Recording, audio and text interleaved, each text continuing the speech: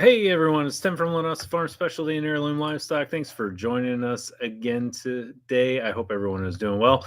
We have with us Lee Nicholson of Nicholson Farms. We've interviewed Lee before, and I promised I would have him back come springtime. I think it's beneficial. Lee is a little bit behind us. We lamb and kid early in the spring, and Lee is just now getting ready to lamb. And that is because he runs all of his animals on an open pasture and rotational grazing setup. Well, without further delay, I'm going to bring Lee on. Hey, Lee, how are you? I'm great. How are you doing? No, I'm hanging in there. I can't complain too much. So you guys are getting ready to lamb here in what? About a week and a half or so? Yeah, right at 11 days left. We might have some that come early, but 11 days marks the absolute due date, I guess. So you're like me. You have a daytime job and then you do this on the side. So how do you deal with that when you get close to lambing? Do you actually take some time off, or what do you do? Well, so me and my daughter, we kind of tag team it as much as we can. Typically, I'll go out first thing in the morning at first light before I have to be in at the office or anything like that. Check everything. If there's an emergency, of course, I end up being late for work or to a meeting or something. Right. But most of the time, since we're not pushing grain, it's all grass. Typically speaking, we don't have too many, knock on wood, birthing problems, with real big babies, what we have to pull or something like that. But then usually around lunchtime, quick lunch break, grabbing a sandwich as we're going out to the barn, or out to the kidding area, lambing area, just to double check, make sure everybody's okay. And then of course we hit it in the evening time, right after work. And then we'll do it one more time. We'll check one more time, right at dark, Right. just to make sure, everything's okay. Nobody needs help, but there's always those occasions. So when you're going out in the morning, I know it's difficult to nail down, but would you say most of yours lamb in the morning, or do most of yours lamb in the evening? Or is there a pretty even split? I think it varies. Honestly, as crazy as it sounds, I think it varies to the lunar schedule. Because we've noticed, like, if the moon is rising or setting, we will have more births. So it kind of varies all over the place sometimes. Last year, I'd say we probably had more in the, from morning to noon than anything. But in years past, we've seen, where it has gone nothing in the morning times and a bunch right at dark, so it does vary. Right. So, what do you?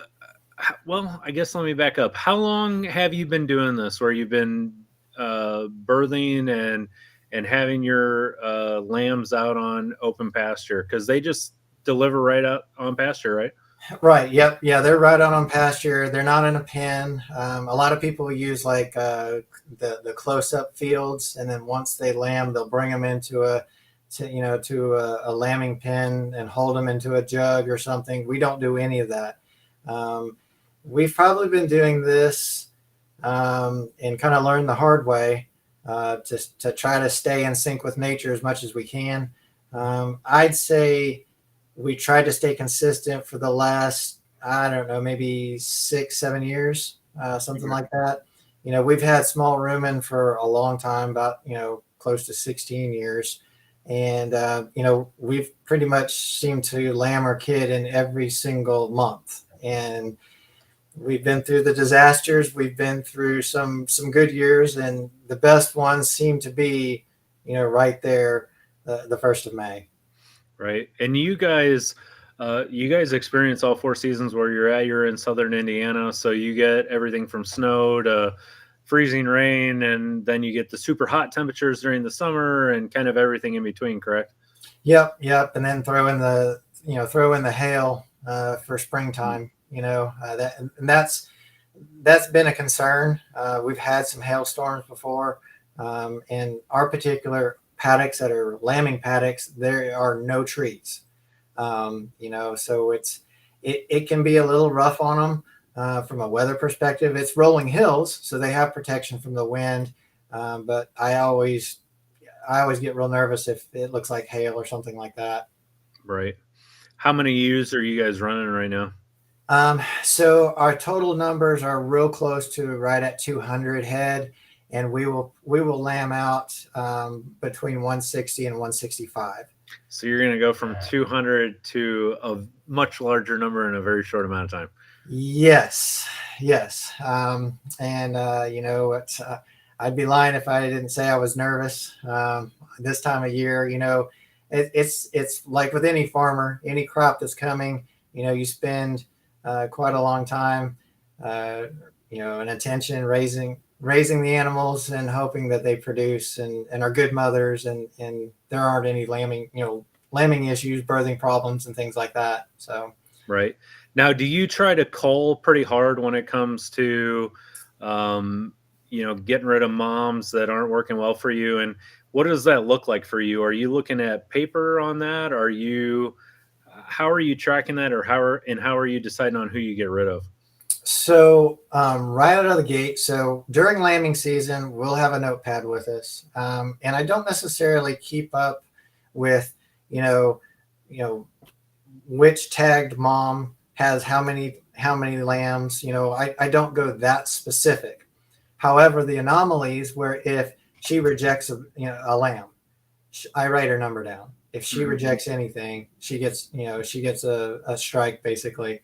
And that even goes for trimming hooves. If we've had to trim her multiple times, she might be limping or something like that, where she starts growing a lot of hoof. She's on the list to go. We are not real harsh on singles in their early years. Their first and second lambing, I can live with that. But if they, after that, they better be having twins. Right. Um, so so we do cull from that perspective.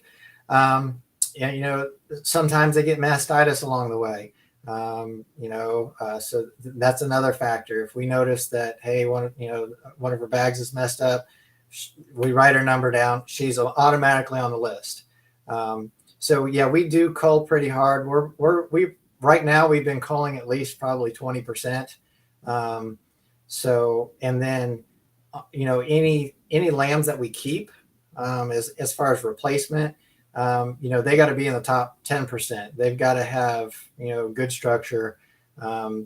We need to we take note as to who we have to put our hands on. Right. If they don't have any pain on them, they're usually pretty good. But a lot of times when we run them through the chute and things like that, if we have to worm them, if we have to doctor them in any way, shape, or form, they'll get a dot on them. And usually, sometimes you'll see, and sometimes it wears off, but basically 3 strikes, you're out. So 3 dots, you're definitely gone. But going back to the other mothers, if it's mastitis, that you're automatically gone. Things like that. A bad mother, that rejects lambs completely out. Because of our setting, we have to have those parameters in place. Right. Yeah, a lot of these problems you can definitely mess yourself up by making bad or emotional decisions. I think you got to be honest with yourself, and when you're deciding who you're going to keep and who you're going to get rid of, like if you have a problem with them this year and you're the one that decides to keep them, and you have a problem with them next year, then it's kind of like you got to look at yourself in the mirror. You talked about handling systems and handling these animals, and I think a lot of people watch things online, or they watch people that rotational graze and things like that, and they think there's no handling system involved. And I know better. I go to a lot of these farms, and I know almost everyone has a handling system. uh, is that a make or break thing, or how big of a deal do you think that is? Well, I think it probably depends on the numbers that you run. I think, I've visited several farms that are, say, 50 and under. And, um, once I kind of broke out of the 50s and went to 100 and 130, I kicked myself for not getting a system once I probably broke 50. And that's understandable too, that if you've maxed out your property, at 50, I can understand they're a lot of money. Right. But, if you have plans to expand and grow your numbers, that handling system, you don't even have to get the tilt table. A lot of people think, well, let's get a tilt table or get a head gate or something like that. Hindsight 2020, I wish I had not got the head gate or the tilt table first. That was the first thing I bought. And honestly, getting them corralled, getting them into a squeeze, into a tub and into an alleyway, that right there is probably more valuable to me than a tilt table or a head gate. Right. Yeah, I agree. We've got a question here from Sean. Sean is wanting to know if you've ever experienced any. So we'll sum it up to, he's asking about milk fever, but as far as ketosis or any issues with hypocalcemia or anything prior to or after lambing, have you ever experienced that? Yes, we have. So, and I'll clarify that too. Typically, we've experienced and seen issues, whether it's milk fever, anything that's kind of dealing with that calcium, magnesium, center of attention. That it always happens whenever whenever we have bought them, and then they go through their first lambing on our place. So our mineral system is a little bit different than most. It's that mineral bar, and it has the different elements in it. And we've noticed we have not had any issues with milk fever, ketosis, or anything like that if they've been on our mineral system for a year. After that, we've had no problems whatsoever. So it's kind of interesting, if we do buy something imported onto our place, there are those occasions. Matter of fact, when you guys were here before, we had one with the grass staggers. That's a magnesium issue. She had lambed basically almost the same thing as the milk fever type thing, and we gave her lots of magnesium, calcium, magnesium, and she snapped out of it. Yeah, we've experienced, and that's how we treat it. Mm-hmm. Yeah, we have experienced it one time in particular that sticks out to me, and that was with a new animal that came to our farm. And there's something to be said for that. If they're not up on speed with your program, the other thing that seems to happen is changes in diet of what they're used to, be it at any point going into having their babies. The other thing you got to be careful about, and I don't know if this has been your case, but in my case was sometimes I look back and I wonder if they had issues with that animal before they sold it and they knew something I didn't before I brought it. And that's neither here nor there. It's difficult to discern, but usually in hindsight, the first sign and symptom that I see is as they go off of feed. Now I can notice that really good when I'm raising in a confinement situation. I can tell very easily if they're going off of feed. But in your situation, that may be very difficult to discern when you have animals that are on a open pasture. I can tell when they go off of feed, but you may not be able to notice as much. So I would assume my first experience is going off of feed, where yours might be you kind of see them maybe away from the flock, or they're just plain old down, right? Yeah. Yeah, in those situations, yes. Kind of going back to your previous point, if there was a problem, and that's why the folks might be selling them or getting rid of them, that's why I've kind of learned that lesson as well. And that's why if I go buy something, I try to buy the whole herd. Right. That way I'm not just getting the leftovers, or whatever. I can do my own culling. I know I'm going to have some culls in there, but I also know, and you don't really know until you go through one season on your farm to see what's actually going to work, Right. But yes, to that point, it can be a little tough. Um, with our setting and out on the pasture, um, I heard an old timer one time, talk about as far as culling and everything. So since we do rotational graze, we're still right now we're rotating every 2 days. I mean, they're pretty much leveling our grass. They won't really pick at any of the hay. It's all, they want the most palatable type thing. But as we move them, there's a consistent um, back 10% that bring up the rear. Yep. And, and even my grandpa, he's like, the ones that are bringing up the rear, those are your culls. Just go ahead and sort them off. Right. So, and that's almost true for the most part, because they've either got hoof issues, they are off feed in one way, shape, or form.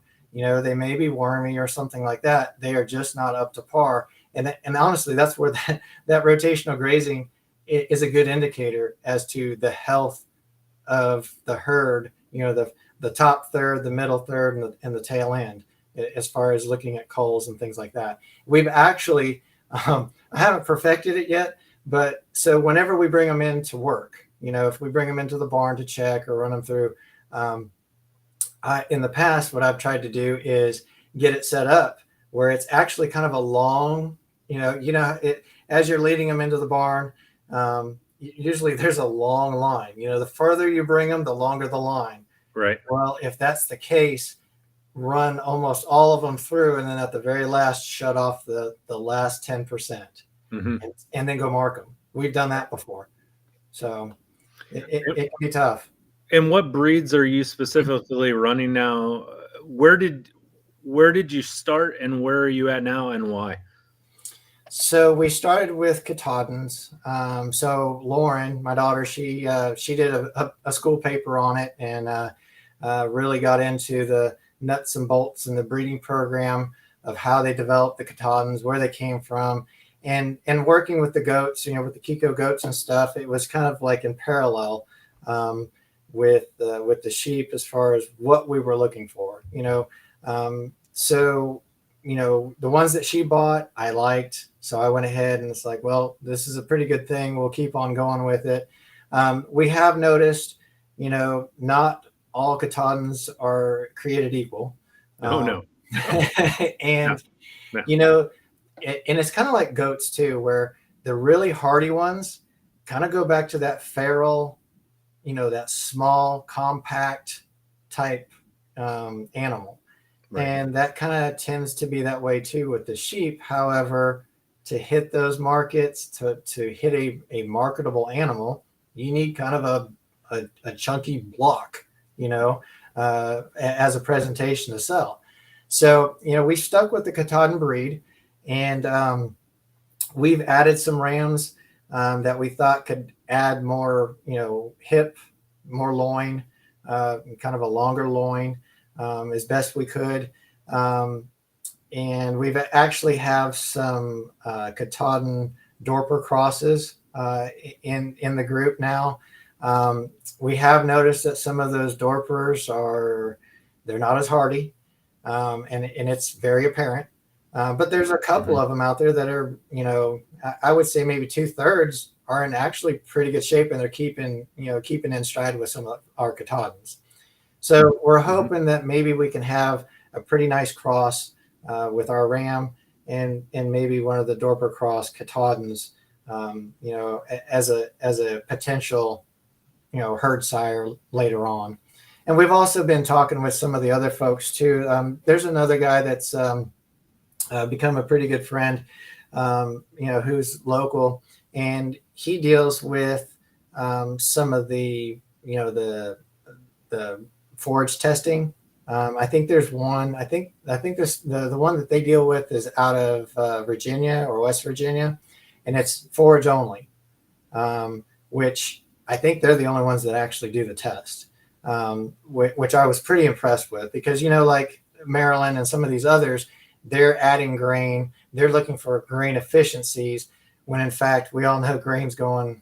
It seems like it's going higher and higher. The inputs are higher and higher. It gets harder and harder to actually squeeze profits. So I was actually pretty impressed with some of his stock and the bloodlines that he has. So I've already reached out to him and said, hey, save a few rams for me this year. I'm kind of interested to see what that could do, not only on the efficiency side, but also from that look, that block goal of having a nice loin, nice long loin, and kind of the wider hips and the bigger chest.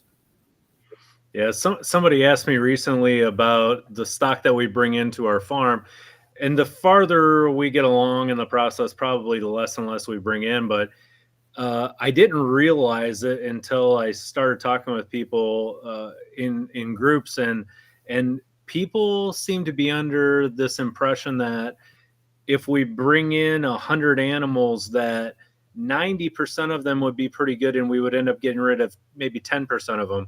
The reality probably is we end up keeping more like 10 to 20% of them and get rid of 80 to 90% of them. When you bring animals in, I think people are mistaken in the fact that you keep most and get rid of a few. It seems like there's a few keepers out of every group that we get, and the rest we just move on. Would you say that's a fair assessment in your Yeah, behalf? absolutely. And that's why I've always tried to go through and buy the whole herd. I mean, Right, because my chances of getting something more consistent are higher, right, because if, again, looking at somebody's stock right there on the farm, yeah, pick one or two or, 20. Uh, yeah, your right, chances of keeping more go higher because of the volume. right. Yeah. We had a statement here from Brian. He was talking about the Pipestone Veterinary Manual. He's probably talking, Brian. I assume you're talking about the Pipestone Vet Manual that you can get. That was a lot of Dr. Kennedy. I have it. I read it, but this just goes to show that there's always lots of valuable information out there. It very similar to what we just talked about. Out of 100 things that you read, there may be one or two that really stick with you, that work really well, and then some of the stuff is going to be either gee whiz information that you already knew. Some of it's going to be stuff that doesn't apply to you. Some of it's going to be stuff that is like voodoo science, that you're like, okay, that sounds really good, but it doesn't work, or it doesn't work for me. So when you're looking for information and you're reading stuff, um, what's that process look like for you? Are you just reading articles in general in your free time, or? Yeah, yeah.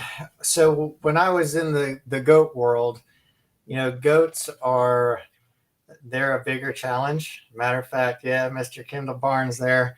Um, I, yeah, he's bought goats off of me in the past. So yeah, out of the Kikos. But yes, he inside the goat world, you look at them cross-eyed and they'll fall over dead, and you don't know why. And for a newbie to walk into something like that, the learning curve is steep. The and that goes for sheep as well, but I don't think it's quite as bad. Right, But I guess you start to learn, from a newbie moving forward to where we are today. I always joke around and say I'm going to write a book, 1,001 Ways to Kill a Goat, because I think I've done it. You look at them right, sideways, look at them to the side, or something like that. Just because even though you can read a lot of stuff in these books, and don't get me wrong, there's a lot of valuable information there. There are situations, and a lot of times you just sit there and scratch your head, and it will cost you more money to figure out why than it is just to say, okay, well, let's move on. But to your point, yes, I try to read quite a bit. I really approach it more from a nutritional side of things. I know I'm not discounting vets whatsoever, but the monetary part of it drives me away from the vet. I did have a vet one time early on in the early years when I had cattle, or when we first started with cattle, And he kind of made the comment, it was a little offensive, but it was true. He's like, well, everybody's a vet now, or tries to be a vet. And it's like, well, yeah, there's a reason for that, because it does cost money for them to come out to the farm or to load up stuff. And the value of that animal, unfortunately, from a wholesale side of things, it doesn't add up. So it's tough. So you become your own vet for the most part. With the new regulations going in place with the antibiotics, that's going to put another hurt on top of to the smaller farmer. So yes, that's why it is very important. I do read. There's, and like I said, I kind of approach it from that nutritional side. Essentially there's 90 nutrients that humans need. So there's essential vitamins and minerals that the livestock need. And I think that emphasis may not be pushed out as much, just because there's not that much money in the individual elements. Right. Not discounting vets and that side of the that side of the barn. They are a necessity in a lot of places. I can appreciate a lot of the studies that the universities have done, but again, a lot of those studies are not necessarily they're not mimicking nature. They're in a controlled environment, which really changes the ball game. So yeah, and there's a lot of information online based off of strictly just what people want to see.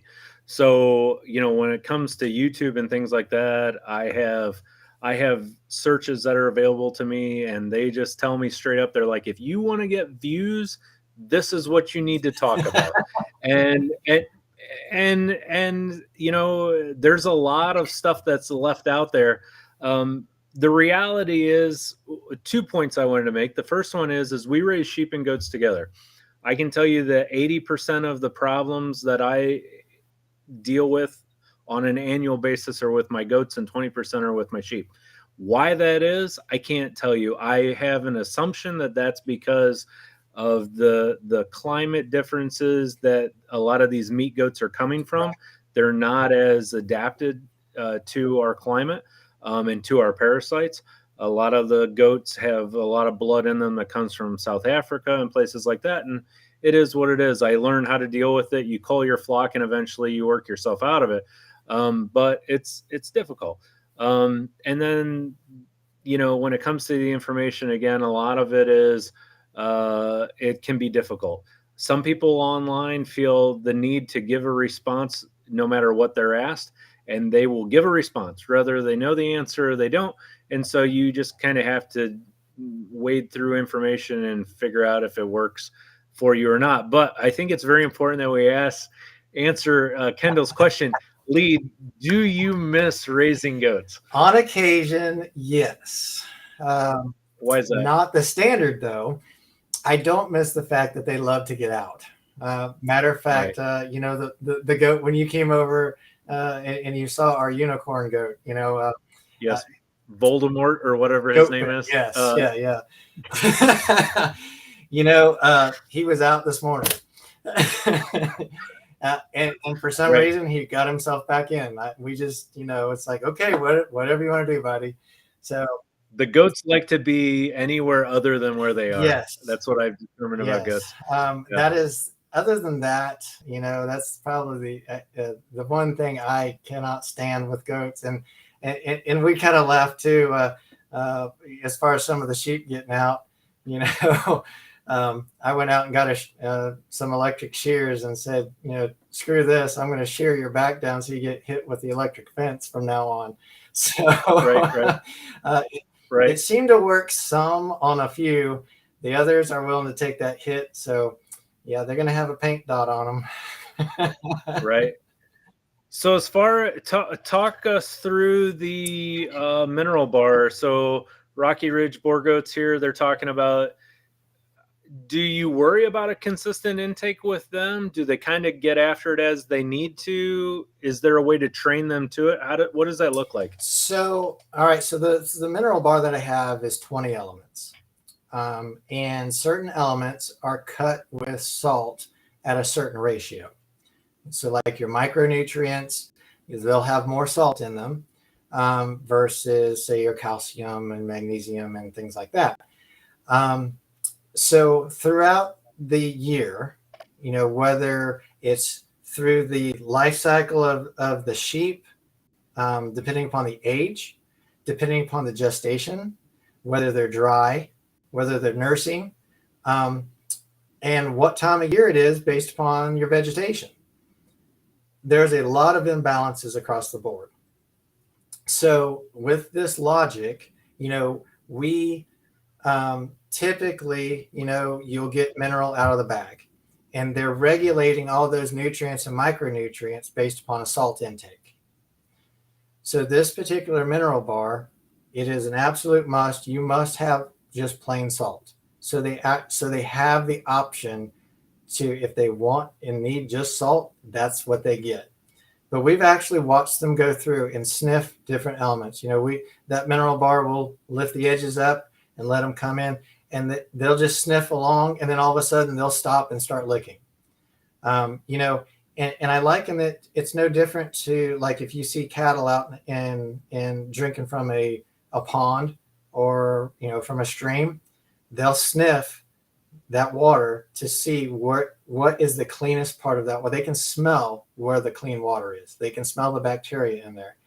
And from what we've seen, and even with the goat world, this is kind of where I got started with it. In the goat world, you're always fighting parasites. So you worm them, you fight parasites, you worm them, they're anemic, and the building blocks of recovering from that anemia, you got to have your copper, you got to have, your iodine, all these building blocks. Well, you kind of apply that logic to the effect that they're going to know that they need certain elements. Back in the goat days, if I had an anemic goat, I could literally put out copper sulfate and they would lick themselves blue in the face. I mean, their face was completely blue. And trust me, I was scared to death the first time I did it, because I thought, oh my God, I'm going to kill them because they were eating it so much, because there's a lot of potency in copper sulfate, a lot of, immediate copper. The availability is immediate. But not only were they worming themselves because they were creating a toxic environment inside of their rumen, eating that copper, but also they were nutrifying themselves as a building block to fight that anemia. So the same thing applies with the sheep and the cattle as well. So just for an example, we have, typically we'll watch different times of year as to what they're really taking down. So if we have a lot of foot problems, we've noticed that must be you. So if we've had a lot of foot problems, they are absolutely inhaling the zinc. We all know that zinc is an antifungal, antibacterial. They're trying to boost their immune system. We do the same thing as humans. So if they get anemic, we've noticed they're licking a lot of copper. They're trying to build that. The situation that we had with the protein, where the protein imbalance was, the protein was very, very high. And since they're utilizing and kind of burning out their liver of sorts, their kidneys and liver to filter all of that high toxin nitrogen out of their system, they went and inhaled all the iodine. So the different times of the year, different functions, they are automatically ingesting what they need. Just recently, what is it? Is it? I can never remember how to pronounce it. Molybdenum.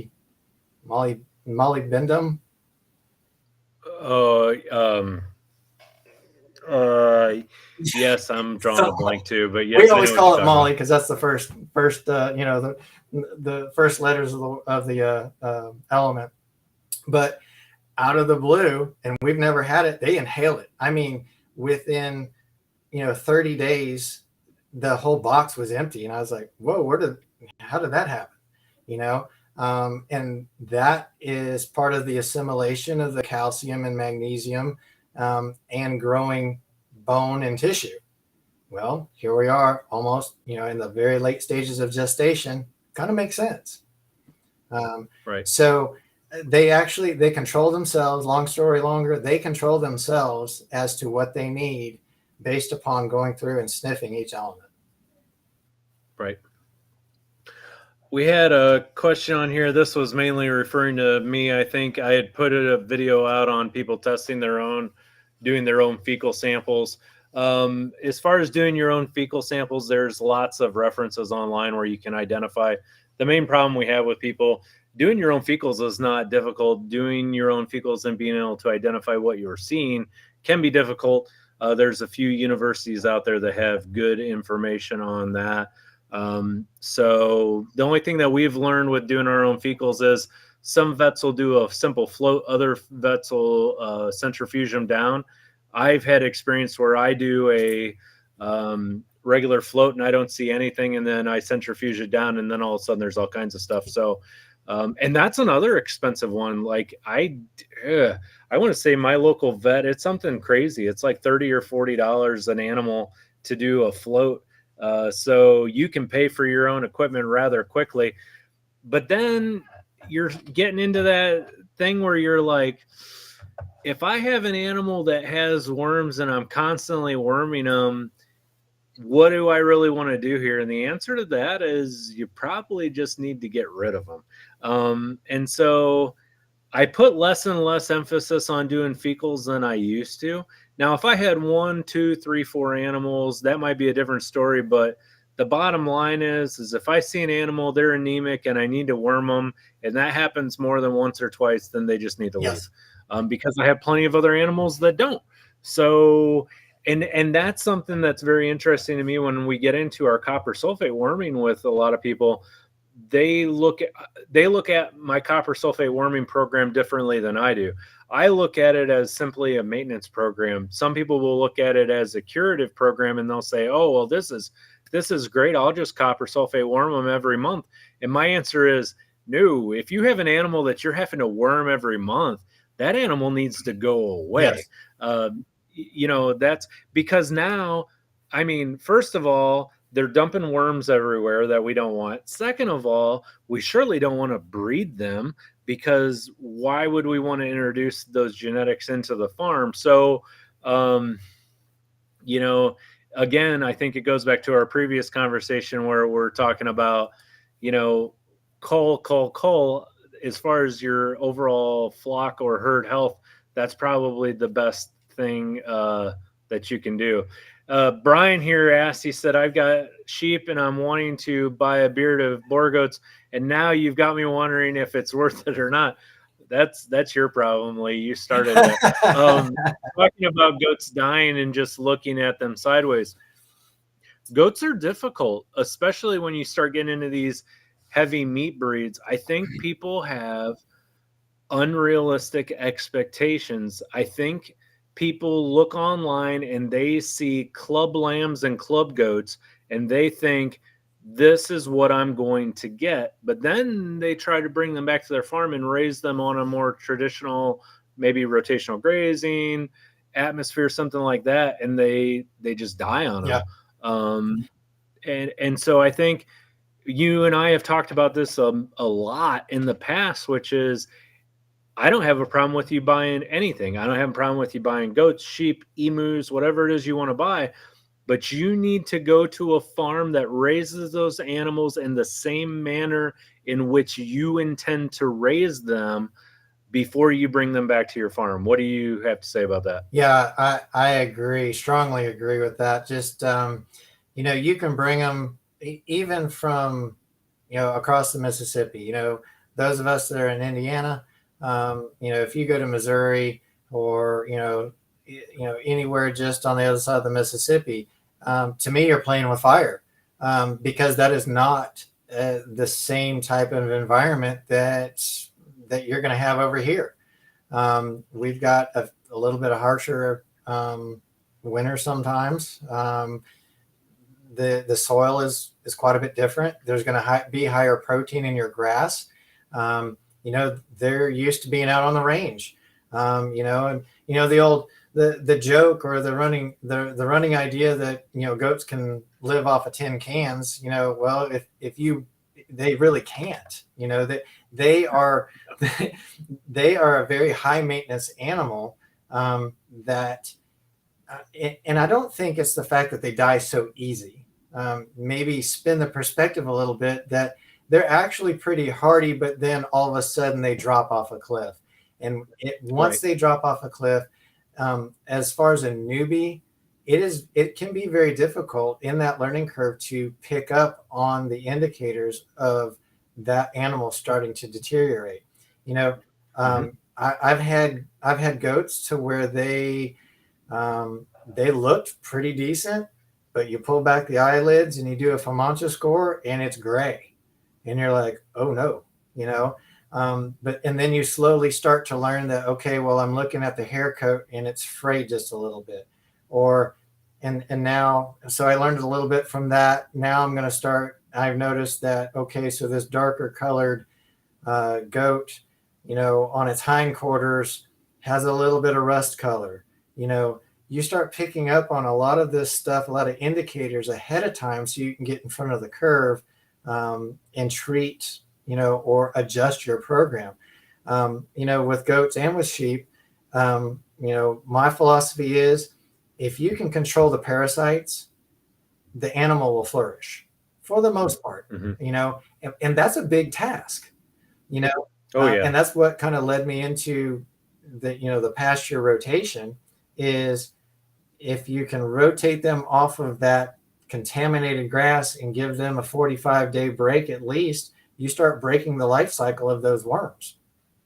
And then all of a sudden your livestock will start to flourish, So, yeah. Yeah, we have losses are a part of raising livestock. You have to understand the fact that if you're going to raise any kind of livestock, you're going to lose some babies, you're going to lose some adults. Loss is just a part of it, and it's unfortunate. I don't like it any more than anyone else does. Our losses are less now than they were before. And when people ask me, well, what's the secret? What do you do now that you didn't do before? And the answer to that is as you have these animals longer and longer and longer, you get more in tune with them, and you can start to identify problems before they turn into something that's going to be lethal. When I look at my cattle, if I see a cow that's not acting well, I tell myself, either consciously or subconsciously, I say, I got a couple days. If I see a sheep that's not doing well, I say, I better get them at least by tomorrow morning. And if I see a goat that's sick, I say, I better do it right now, because if I wait, I'm going to come out to a dead animal tomorrow. And most people will tell you that, some of these livestock are a little bit more forgiving for others. And generally speaking, it's not that one is necessarily more healthy than another. It's a way that they manifest these illnesses, and it's the way that the symptoms become something that's recognizable to you. So when you look at it from a 30,000-foot view, you say it's much more difficult to identify when a goat is not doing well than it is maybe with a cow, or maybe even slightly with a sheep. But there's a very small window of forgiveness when it comes to sheep and goats, and especially with goats. And that comes down to, you just got to do it. It's no different than anything else that you do, flying an airplane or a helicopter, to someone looking at you from the co-pilot seat. It may appear that you're making such subtle movements that they can't even recognize it. Where if you're driving maybe a race car around a figure eight, it looks like you're making these massive movements all the time. There's still things being done, but sometimes there's a subtlety that's involved that's hard for people to wrap their brain around. And that just comes with practice and time. And that's just a learning curve. Unfortunately, finding someone that's willing to share with you that information is getting more difficult. Unfortunately, finding veterinarians that deal with small ruminants is getting more difficult. I had a comment here from Warlord, or 44 Warlord, and he said vets are pricing themselves out of the business. These new rules for meds seem to be a subsidy for vets. I think there is some of that. The other thing that I think is that there are so few small ruminant vets and such a high demand that they just simply can't keep up. That it's just like, if I'm a veterinarian and I'm getting 50 calls a day and I'm only able to see 25 people, when we look at it from an economical standpoint, that raises prices. It just does. And uh, I don't know. I don't know what the answer is. I don't like the fact that the FDA is turning around and talking about things like making penicillin, LA200, things like that, prescription only. I think it's going to hurt more people than it helps. But that's the bureaucracy of the federal government, and that's a whole nother. That's a whole nother thing. So this is a good question that I am interested in. So, when an individual introduces a mineral bar type um, feeding to their flock or to their herd, what should they expect at first? And then, does that change over time? What has been your experience with this? Yeah, so every situation is probably going to be a little bit different depending upon your mineral program or where you're buying the animals, their particular mineral program. Um, when you first start out in a mineral bar situation, yes. You look back and you're like, oh my goodness, they are literally taking mouthfuls of mineral, and there is no way that I can afford to keep up with this type of situation. But in reality, they're trying to catch up, from a mineral deficiency. Um, they do slow down. Our experience has been it takes at least a year. With new animals to the system, it will take a good year. Um, and what I've seen too is the micronutrients are what get hammered the most: the zinc, the boron. Uh, of course, we have like a V4. It's got, I can't remember exactly what it is. The A, B, and D. I think I can't remember exactly what all it is, but that gets hammered a lot. Um, and it also depends upon on how your soils are as well, what area you're in. Mhm. If your soils are have a lower pH, good chance they're gonna hammer the calcium and magnesium. So there's a balance as well inside of the grass that's consumed. So yes, to answer the question, they will hammer it. But about after a year, you will see they completely plane off. They kind of get in. They'll go into a sequence of the season and the gestation. Um, you know, uh, Probably right as they start to lamb, going into the warmer season, we'll start to see, the pickup of the zinc and the boron, and also iodine. Iodine seemed to be a pretty big pickup, going into the winter months.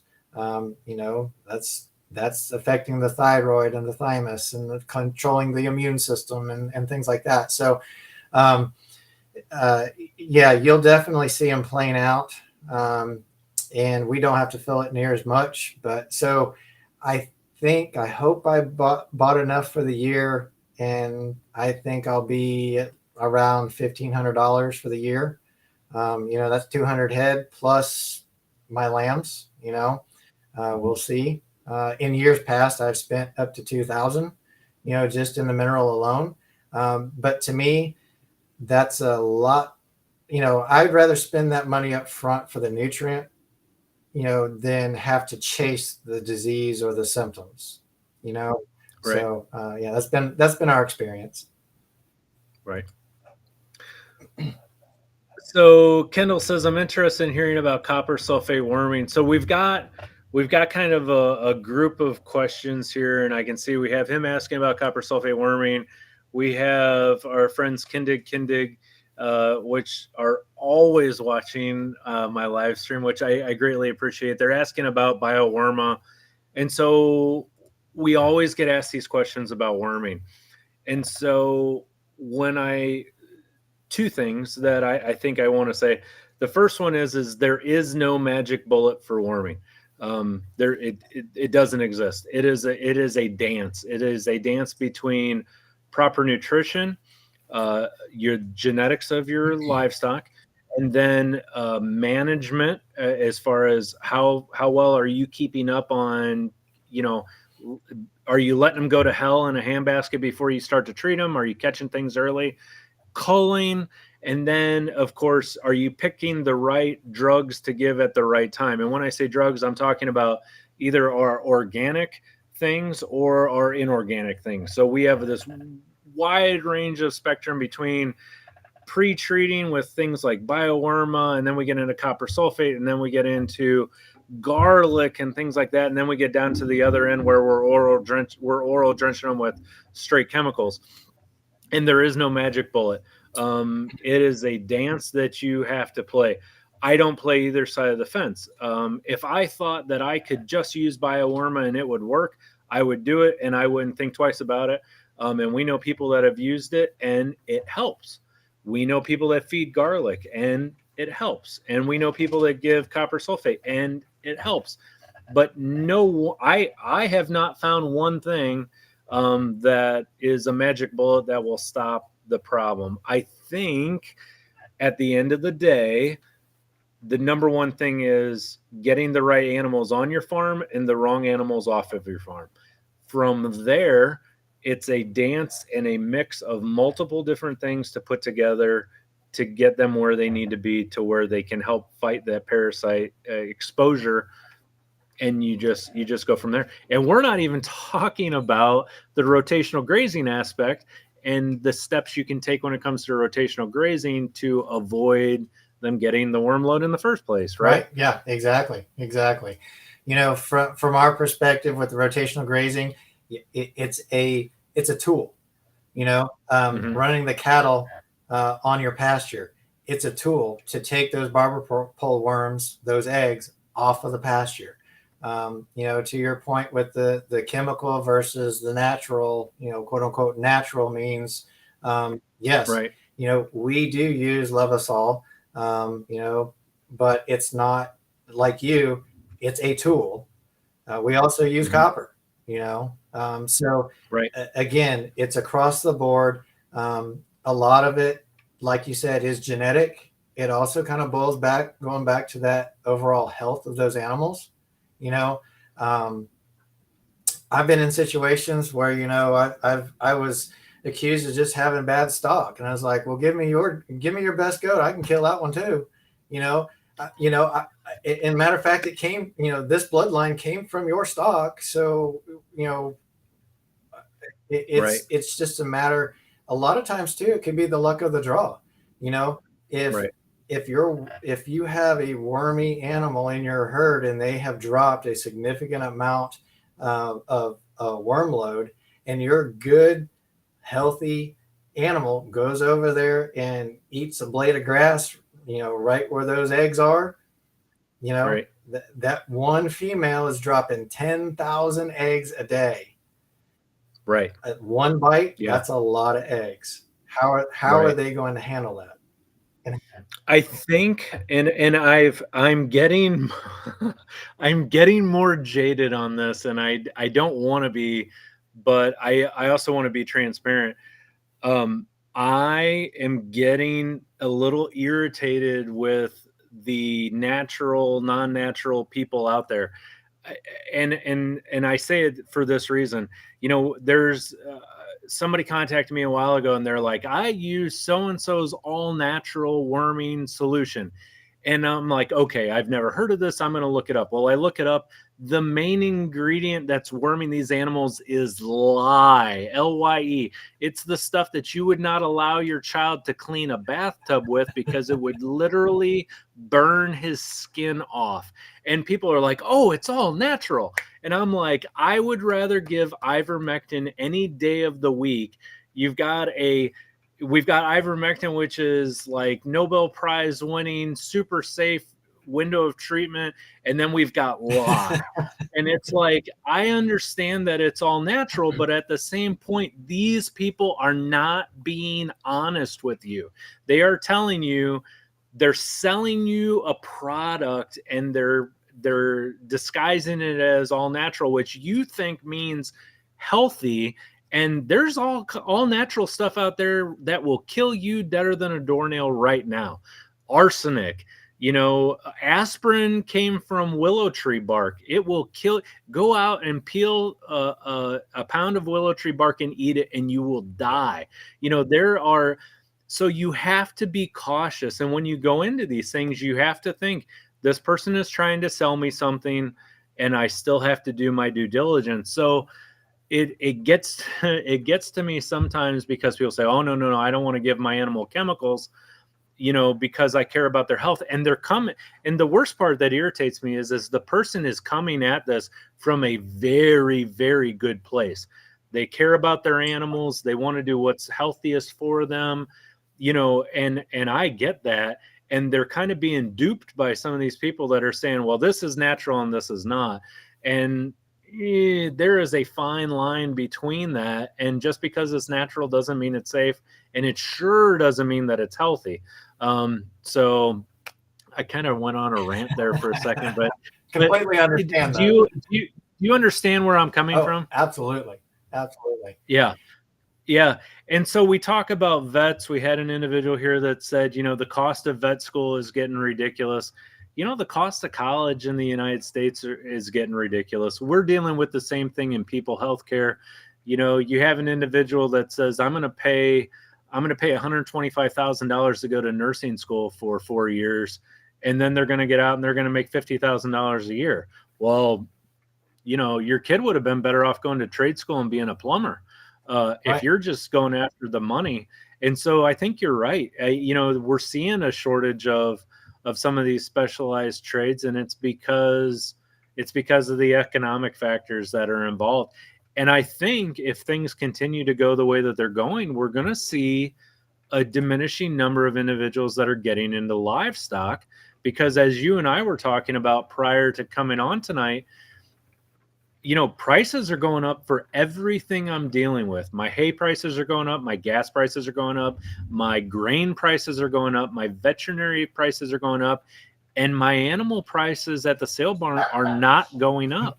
In some cases, they're going down. I mean, historically, year over year, sheep and goats, they're down. Right. Yeah. So I'm interested to see where we're going to be in a year. I don't know the answer to that. You got people out west that are paying $100 a bale for a round bale. There is no way that they are able to compete with the imports that are coming into the United States, and they can't compete with the animals I'm putting on market. If I'm buying hay at $40 a round bale, they can't compete with me. There's no way. So we're seeing these divides, and we live in a flat global economy to where, maybe 50, 60 years ago, you would have these local niches that could kind of buffer some of that away. But in the global economy that we live in, if it costs more for large scale producers to bring in cattle or sheep from overseas, they'll just bring it in. It's no sweat off their back. Right. Absolutely. So, well, I mean, from the cattle perspective, our big four processors, 2 of them are Brazilian owned. I mean, right. That if that doesn't scream monopoly, I don't know what does. Especially based upon, to go on my rant, as far as the labeling inside the United States, they can literally ship that carcass over here and process it, and it is a product of the United States. It is not a product of they're grinding that thing up, and they might throw a little bit of fat in there just because the scrawny thing came from South America or something like that, and they're selling it as a product of the United States, and it's not. Right. And it is truly destroying the American farms. Yes. And greenwashing is a huge issue for individuals that don't know what greenwashing is. There are loopholes in farming and in livestock production that you can just, when you're buying something at the store that says organic or all natural, whatever, you need to educate yourself on what does that really mean. Does that, in a lot, there's a huge divide between what some people think that means and what actually is going on behind the scenes. We had a question here with Baker Coffee Maker. That's a fun name to say. I wouldn't want to say it 3 times fast, but thank you for the question. I've been running my chickens behind my sheep in rotation.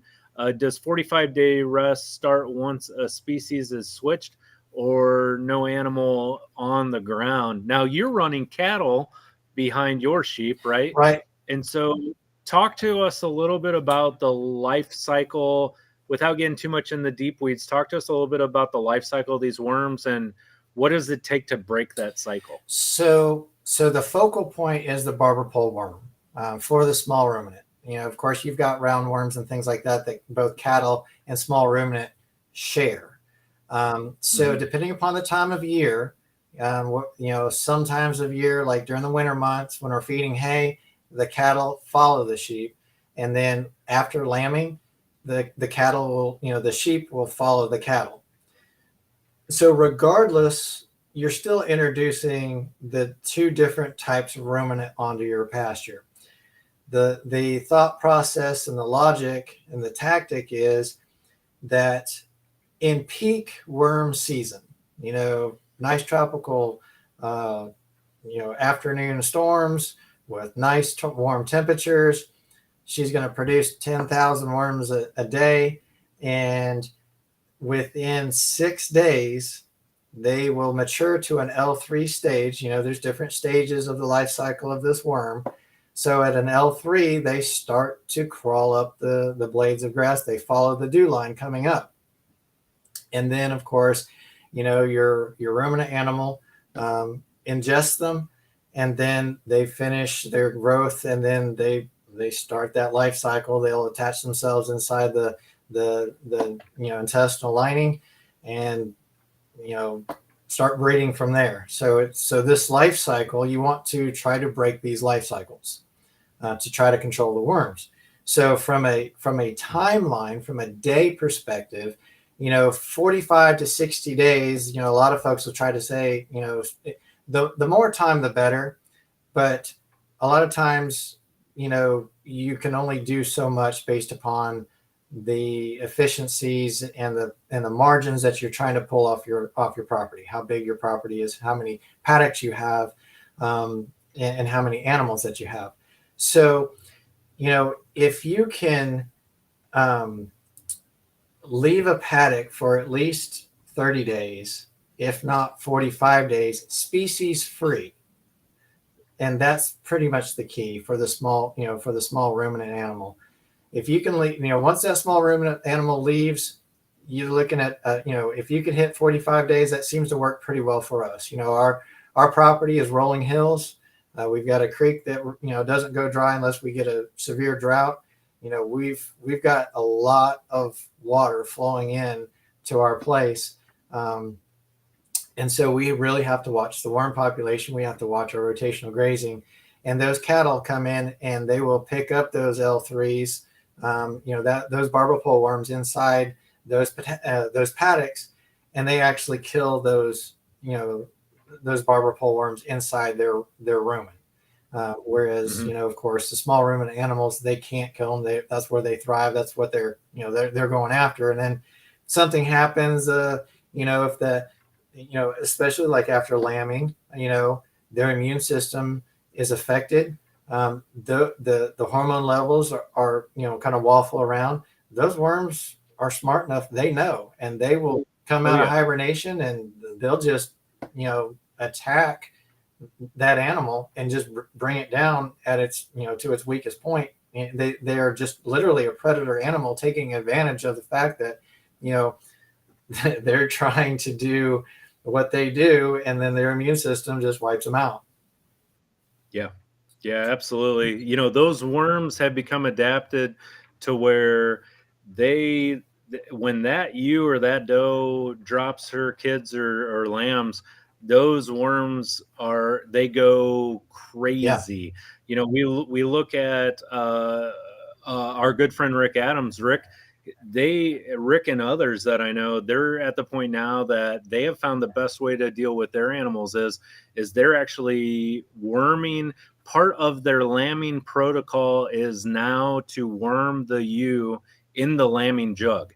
And it's because we used to think it was an environmental thing. It had to do with warmth and stuff. And that never really carried much weight with me, because the animal's body temperature is going to be what it's going to be. There are going to be variations in the body temperature, though, when they are going into labor. And whatever that is that's happening at that point in time, it wakes those worms up out of their hibernation state, and they go crazy. Yeah. And boy, you can check a ewe or a doe for a worm load, even with fecal samples 2 weeks prior to lambing or kidding, and they will show clean. And by God, you check them a week after lambing or kidding, and now all of a sudden you got worm eggs like crazy. Yeah. So I think that's a very under-discussed topic, that I think as we get further and further into learning about livestock and how to manage them correctly, I think that's an up-and-coming topic that's going to be, we're going to hear more and more about that as we travel along. So, well, my friend, we're over. We could talk for 2 hours. I don't know if anybody would listen to us, but I will have to. Well, we're going to come down and see you here soon, because you're going to start lambing. And we missed Lauren tonight, but she didn't make she had it. better things to do than hang out with us, and I can't blame her for that. But I do appreciate your time. Thank you very much. We'll be coming down to visit with you soon. So for those of you, if you haven't seen our interview with Lee and you want to get a feel for what's going on his farm, I will link our hour-long kind of breaking the ice interview on Lee's farm. That'll be in the description below. And then we'll be heading back down to his farm again soon. So Lee, thank you very much. I really appreciate it. For those of you that are not familiar with Nicholson Farms, make sure to check them out on Facebook and online. Make sure to like and subscribe. Lee, we really appreciate it. Thank you very much. Thanks for having me. I really appreciate it. No problem. All right, folks. Well, I am Tim from Linessa Farms, and we've got Lee from Nicholson Farms. We look forward to seeing all of you again next time, and thanks for joining us tonight.